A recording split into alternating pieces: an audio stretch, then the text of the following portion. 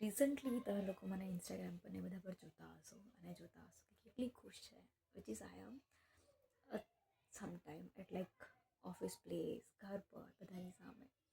But at the deep down I am not. હું નથી ખુશ વ્યક્તિ.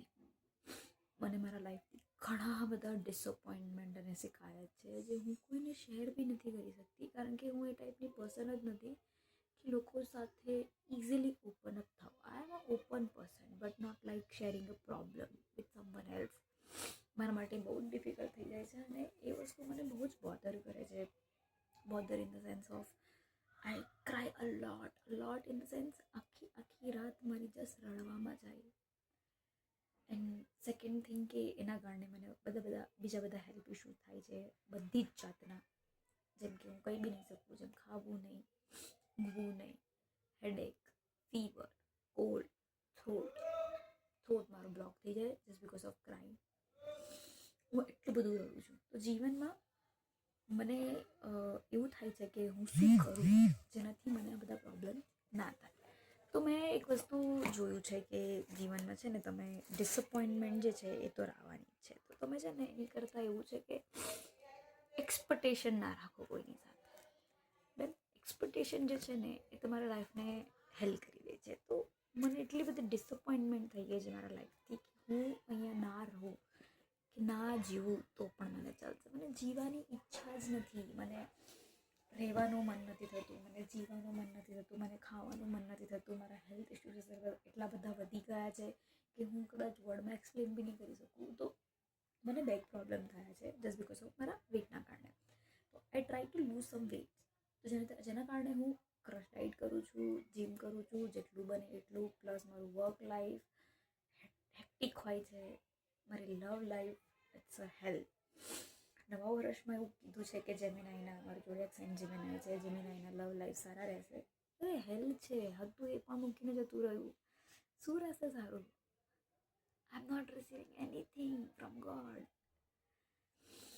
બધું જ કરીએ છીએ છતાં ડિસઅપોઇન્ટમેન્ટ એટલું બધું વધી જાય છે ને જીવનમાં કે તમારી લાઈફની જીવનમાં તમને જીવવાની જ ઈચ્છા મળી જાય. એ વ્યક્તિ હું થઈ ગઈ છું અત્યારે. અને ડિસઅપોઇન્ટમેન્ટ એટલી બધી થઈ ગઈ છે કે મને જીવવાની ઈચ્છા નથી, મને ભૂખ લાગતી નથી, મને ઊંઘવાની ઈચ્છા નથી થતી, મને બહાર જવાની ઈચ્છા નથી થતી. I don't want to talk to anyone, even not my mother. મારા મધર મને કહે છે તું 3 દિવસથી કશું ખાતી નથી, તું ખાઈ તો લે. બસ ઉઠું છું, ગરમ પાણી લઉં છું, ગરમ પાણીમાં જે પણ આપણે લિક્વિડ ડાયટ, જે ડિટોક્સ ડાયટ કહેતા હોય છે એવી લઈ રહી છું. અને એવરી ટાઈમ હું સવાર ને સાંજ બંને ટાઈમ જસ્ટ વેઇંગ સ્કેલ પર જઈને વેટ જ ચેક કરું. એટલી બધી લાઈફમાં બોડી કોન્શિયસનેસ આવી ગઈ છે. મને એવું લાગે છે કે લોકો મને એટલે મૂકીને જાય છે કે છોડીને જાય છે જસ્ટ બિકોઝ હું સુંદર નથી લાગતી. અને આ બધાને શું થાય, બધી જ છોકરીઓ આ પ્રોબ્લેમ ફેસ કરતી હોય છે. ન્યૂ યરના ટાઈમે લોકો કેટલા બધા ખુશ હોતા હશે અને હસે બી ને રહેતા હશે. મારા લાઈફમાં મારા ફાધરને બહુ જ પ્રોબ્લેમ થઈ. મારા ફાધર બહુ જ બીમાર હતા, હોસ્પિટલાઇઝ કરવા પડ્યા હતા, ઘરમાં લોક થઈ ગયા હતા. And I did this thing by only myself. મને કોઈ હેલ્પ નથી કરવા આવતું. અને જ્યારે તમારા આ બધા સિનેરિયો લાઈફમાં બને છે ને તો લોકો બસ તમારી જોડે આવે છે અને એમ સિમ્પથી ગેઇન કરે છે અને કે હા હા કંઈ પણ હોય તો કહેજો. પણ નો વન કેન હેલ્પ યુ.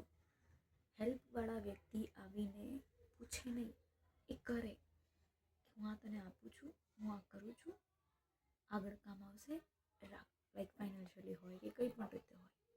તમારે લોકોને ફોન કરીને ના પૂછવાનું હોય કે શું છે. જે કરવાવાળા હોય એ જેન્યુઅનલી કરી લે.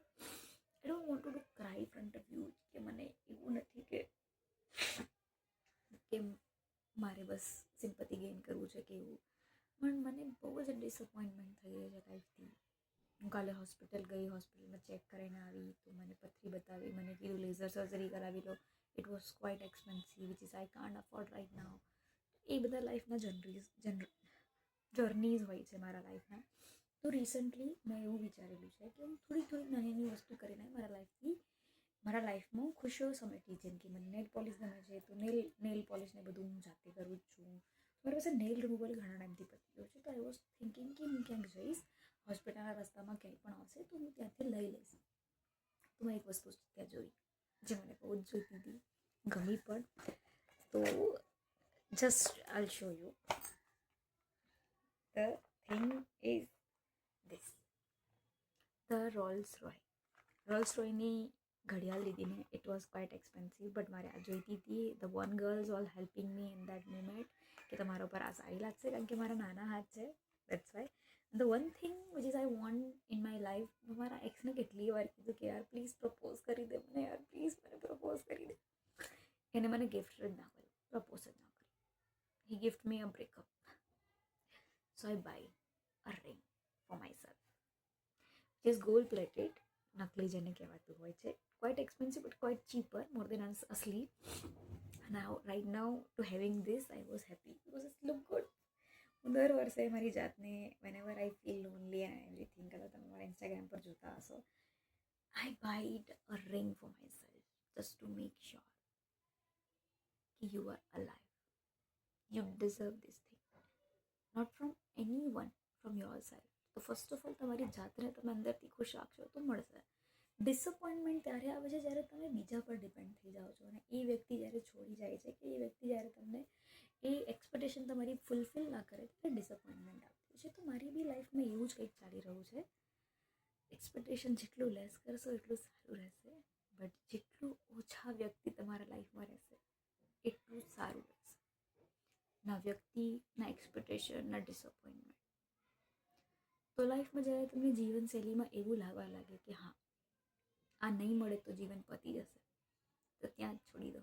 એ નહીં જ મળે, એને કેટલું બી ચેઝ કરી લો, કંઈ પણ કરી લો, એ નહીં જ રહેવાનું. કોઈને તમે જબરજસ્તી પકડીને કે ઝાલીને ના રાખી શકો.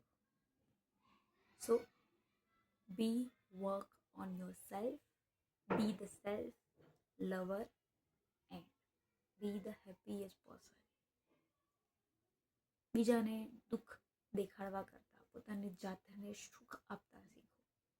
Which is I did it. Now I was quite, not more but quite. Disappointment તો બધી જ જગ્યા છે, કંઈ પણ વસ્તુ કરો. Sometime you deserve love from yourself, from your heart, to give your soul a love feeling.